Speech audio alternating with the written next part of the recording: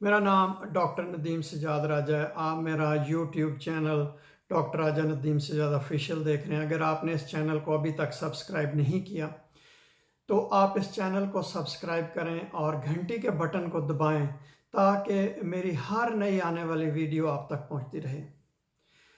आज की इस वीडियो में मैं आपसे बात करूंगा कंजेनिटल इन्फेक्शंस। कंजेनिटल इन्फेक्शंस वो होती हैं कि जो नौज़ायदा बच्चा माँ के पेट में या डिलीवरी के दौरान जो भी उसको इन्फेक्शंस मुंतकिल होती हैं उनको कंजेनिटल इन्फेक्शंस कहते हैं। कंजेनिटल इन्फेक्शंस आजकल बहुत कम होती हैं क्योंकि उसकी वजह यह है कि बहुत आजकल इन इन्फेक्शंस के बारे में आगही है। जो हामला खातून होती है उसको भी पता होता है, जो मिडवाइफ्स होती हैं वो भी बताती हैं, और जब वो अपने चेकअप के लिए जाते हैं तो डॉक्टर्स भी उनको बताते हैं।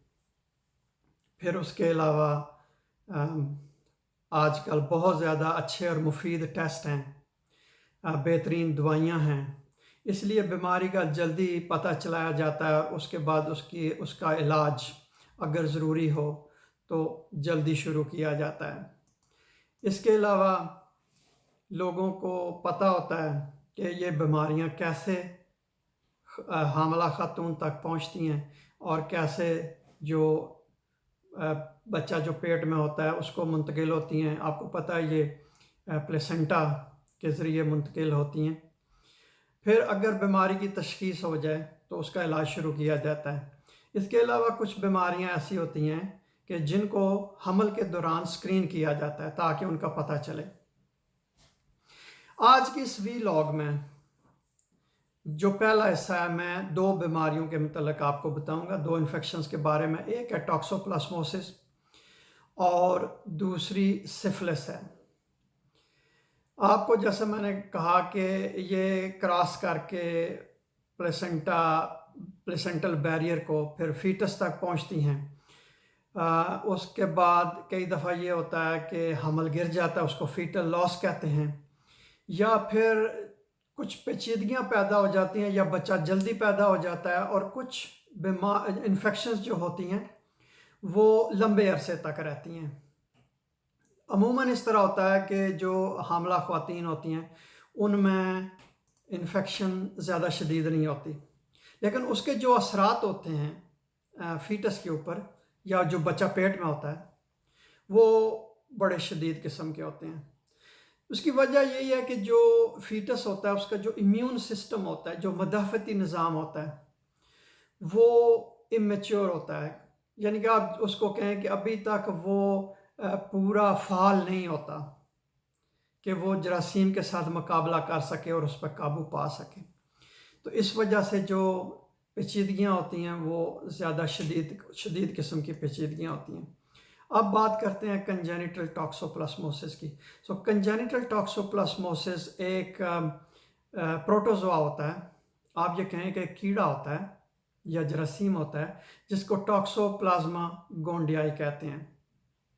तो ये इन्फेक्टेड जो माँ होती है जिसको ये इन्फेक्शन होती है तो वो अपने बेबी को दे देती है। टॉक्सोप्लाज्मोसिस अमूमन बहुत सारे केसेस में जो है उसका पता नहीं चलता है क्योंकि इसका जितनी भी हामला ख़वातीन होती हैं उस वो बाकायदा तौर पर उसका टेस्ट नहीं किया जाता। उस वक़्त ही किया जाता है जब उनको शक हो। इसमें जो अलामात में जो सबसे एक अहम अलामत होती है उसको कोरियोरेटिनाइटिस कहते हैं। ये आँख की इन्फेक्शन होती है। इसमें जो बच्चा है वो अंधा हो जाता है। उसके बाद ऑब्स्ट्रक्टिव हाइड्रोकेफेलस होता है।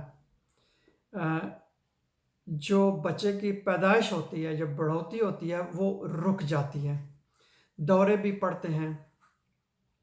जो असाबी निज़ाम है वो जो है वो मुकम्मल तौर पर आप ये कहें कि पायदार नहीं होता या काम नहीं करता। इसमें टॉक्सोप्लाज्मोसिस में जल्दी इसकी तशख़ीस हो जाना बहुत ज़रूरी होता है ताकि ماں کا بھی علاج کیا جا سکے، ماں کے ساتھ ساتھ جو کنجینیٹل انفیکشن ہے اس کو بھی روکا جا سکے۔ اس میں 2 قسم کی دوائیاں آپ یہ کہیں کہ اینٹی بائیوٹکس دی جاتی ہیں، اینٹی پروٹوزول دی جاتی ہیں۔ ایک کو سپائرامائسین کہتے ہیں اور ایک جو ہے وہ پائریمیتھامین اینڈ سلفاڈازین، ساتھ اس کے فولینک ایسڈ بھی دیا جاتا ہے۔ اس کی تشخیص اس طرح کی جاتی ہے کہ ایک پولیمریز چین ریئیکشن ایک مولیکولر ٹیسٹ ہے، وہ امنیوٹک فلوئڈ کے اوپر کیا جاتا ہے۔ جب وہ مثبت آ جائے تو وہ بیماری تشخیص ہو جاتی ہے، پھر اس کے بعد اس کا علاج شروع کیا جاتا ہے۔ اس کے علاوہ سیرولوجی ٹیسٹ بھی کیے جاتے ہیں۔ بچے کی جو بڑھوتی ہو رہی ہوتی ہے اس کو دیکھنے کے لیے الٹراسونوگرافی بھی کی جاتی ہے۔ ٹاکسوپلاسموسس سے کیسے بچا جا سکتا ہے؟ اس سے بچنے کا آسان طریقہ یہی ہے کہ کچا گوشت نہ کھایا جائے، اور جو حاملہ خواتین ہیں وہ جو بلی ہوتی ہے، کیونکہ ٹاکسوپلازما گونڈیائی جو ہوتا ہے وہ بلی کے جو فضلہ ہوتا ہے اس میں ہوتا ہے، تو اس کو وہ جو بلی کے ساتھ ان کا کم سے کم کانٹیکٹ ہونا چاہیے، اور گھر کا کوئی اور فرد جو ہے وہ جو بلی کا فضلہ ہوتا ہے اس کو ضائع کرے۔ اب ہم بات کرتے ہیں کنجینیٹل سفلس کے بارے میں۔ تو جو ماں حاملہ خاتون اس کو اگر سفلس ہوئی ہو تو وہ اپنے جو بچہ پیٹ میں ہوتا ہے اس کو وہ منتقل کر سکتی ہے۔ سفلس ایک جراثیم ہے جس کو ٹریپینوما پیلیڈم کہتے ہیں، اس کی وجہ سے ہوتا ہے۔ کنجینیٹل سفلس میں 3 آپ یہ کہیں کہ مراحل ہوتے ہیں۔ ایک کو پرائمری سٹیج کہتے ہیں، اس میں ایک سفلٹک شنکر ہوتا ہے کہ ایک السر سا ہوتا ہے، اور لمفیڈینائٹس ہوتا ہے کہ جو لمف نوڈز ہوتے ہیں وہ ان میں انفیکشن ہوتی ہے۔ جو دوسری سٹیج ہوتی ہے اس میں جو ٹریپونیما پیلیڈم ہے وہ خون کے ذریعے پھیلتا ہے اور کنجینیٹل سفلس کرتا ہے۔ اس میں کچھ بچے جو ہیں ان میں علامات ظاہر نہیں ہوتی ہیں، اور کچھ بچوں میں علامات ظاہر ہو جاتی ہیں، جس کو ٹرشری یا سمپٹومیٹک سفلس بھی کہتے ہیں۔ اس میں دماغ بھی اور دل بھی متاثر ہوتا ہے، اور اس کے علاوہ جلد بھی اس کے ساتھ متاثر ہوتی ہے۔ کنجینیٹل سفلس میں علامات ظاہر بھی ہوتی ہیں اور علامات ظاہر بھی نہیں ہوتی ہیں۔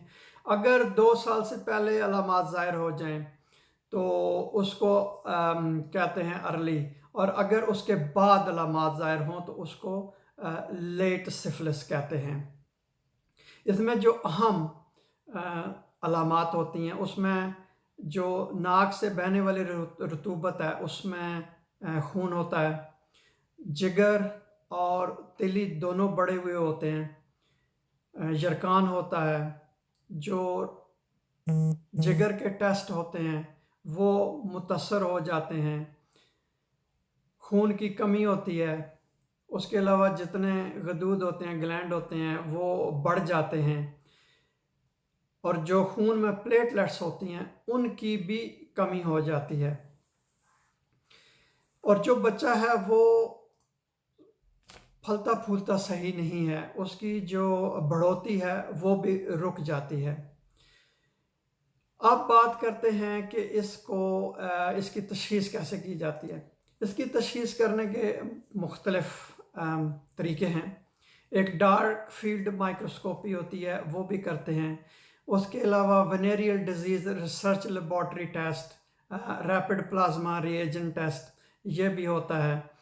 ایک ٹریپونوما پیلیڈم اموبلائزیشن ٹیسٹ بھی ہوتا ہے۔ یہ لیبارٹریوں میں ٹیسٹ کرنے کے بعد اگر وہ یہ ٹیسٹ تجویز کریں کہ حاملہ جو خاتون ہے، حاملہ ماں ہے، اس کو انفیکشن ہے، تو پھر اس کا علاج کیا جاتا ہے تاکہ اس کو بھی ٹھیک کیا جائے، صحت مند ہو، اور جو بچہ ہے اس میں بھی انفیکشن روکی جائے۔